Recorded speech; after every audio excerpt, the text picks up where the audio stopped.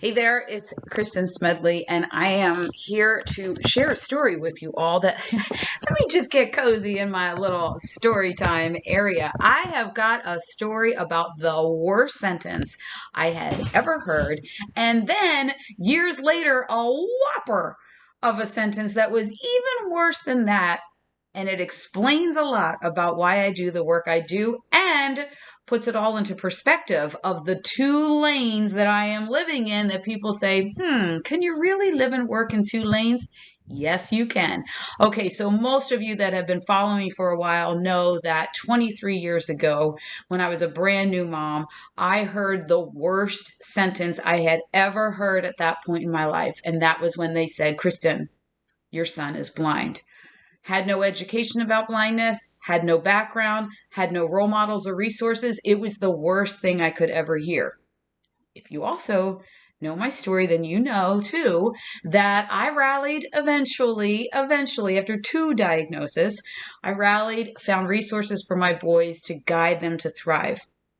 I also just so happened to be living and working in a time when science was advancing, and I had the opportunity to start the patient organization for our blindness, CRB1 LCARP, and fund research for potential treatments. Now, look, I have had a lot of people that are confused by the fact that I am raising my boys to thrive, educating the world about thriving with blindness, and also have a research organization to work on treatments for blindness. I'm going to say this loud and proud where I say it all over the world. I believe, this is my belief, Kristen Smedley, I believe that people that are blind, just like everyone else living with a rare disease or medical diagnosis they didn't expect, deserve options for treatments.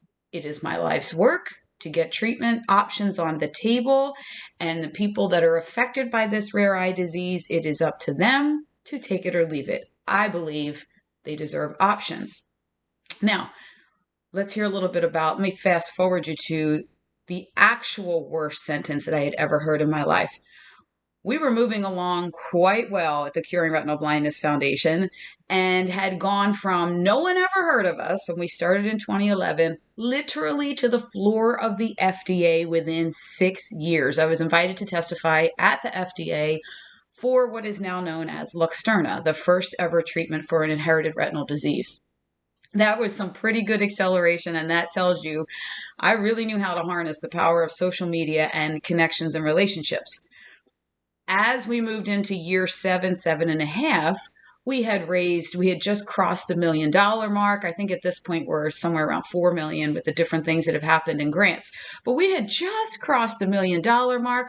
We were having yet another huge successful event in my town that had catapulted and carried us for those first 7 years. And one of my good friends came up to Michael and said to him, "Are you getting so excited that a cure is so close?" And he said, "I love all the work that has gone into this and all the effort." But Michael was headed to college. And he said to my friend, "I only know blindness. And I'm going to go to college as a blind guy and do all of college the way I've done my whole life. And if a treatment happens to be available when I'm done college, I'll think about it." Well, as you can imagine, my friend was devastated. She was actually kind of infuriated. How can he? You've dedicated your life to this. How can he say, maybe, maybe not? I said, gosh, as a mom, that's a success story, right? He is so comfortable in his own skin. And I have helped guide him to the resources he needs, and he has embraced this and run with it. I think as a mom, that is a success story. Fast forward to just a year and a half ago when Michael was getting ready to graduate Penn State. And then we just do a little celebration. Penn State, summa cum laude, two majors, two minors. He was killing it, right? Had all these interviews. He's one of the top in his industry that he was, coming out of the gates and ready to go and be part of the success statistics in this community, right? And then he said, "Mom, people are not hiring me when they see the cane, when they find out about blindness, when they hear all these different things, assistive technology, they're saying no, not even giving me a chance just because of their bias against blindness. So he said, Mom, this was the worst sentence I have ever heard in my life. He said, Mom, where are we at with that cure? This world isn't ready for thriving with blindness. Oh my gosh. That was one of the most heart-wrenching moments of my mom journey that I never even saw coming. Here's my son ready to get out there. He's bright. He was at the top of his, literally at the top of his class in the top 0.5%. All the skills, all the know-how, and all the energy and desire to get out there and make his mark on this world. And people said, no, because they just don't get it. It threw me for a loop for a little while. And Michael, and never had he said, please get this cure going, Mom, please get, he was never desperate. You know, he was always my, what I wanted everybody to be, making decisions out of education and information, not desperation. So yes, I have the Curing Retinal Blindness Foundation, where we work 24/7 to get treatment options available for patients around the world living with CRB1 LCA-RP retinal disease. I also recently launched Thriving Blind Academy because people all over the world come to me and say, how did you do that? How did you do it twice? Raise two thriving blind sons. I know there's a lot of info out there, and a lot of you believe you got to stay in one lane to make an impact.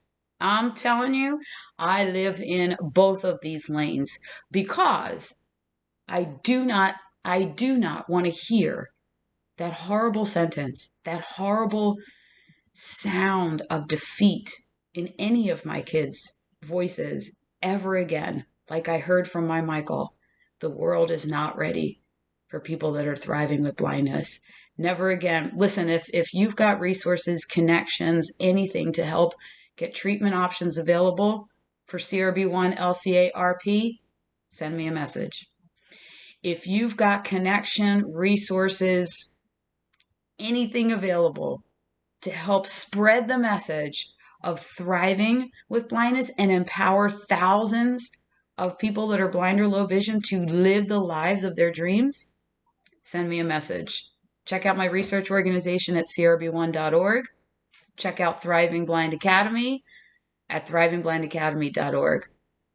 Whatever work that you're doing in the world, the impact that you want to make, keep going with the way that you know how to do this and make an impact. Listen to some feedback to tweak things, to make a bigger impact, but don't let people's opinions that don't match yours get in your way.